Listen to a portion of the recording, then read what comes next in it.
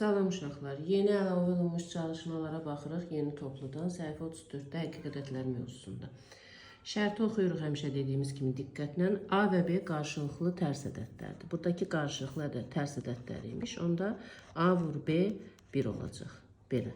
Bir də əvvəlki videolarımda demişdim. Qarşılıqlı tərsdirlərsə, onda A müsbət, B müsbət olan halda A plus B böyük bərabər 2'dir.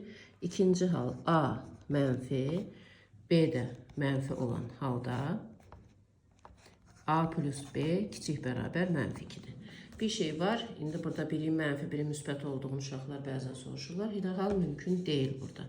Çünki hasili 1 olmalıdır qarşılıqlı tərs olması üçün. Deməli, çalışmada gördüyümüz burada sadələşdirək. Bunu sadələşdirək. Ortaq vuruq kimi A üstü N, B üstü N'i çıxardaq. Mötərizə daxilində A plus B qalacaq.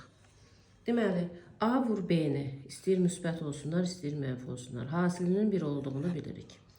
A üstə gəl B-də də 2 hal var. 1. Əgər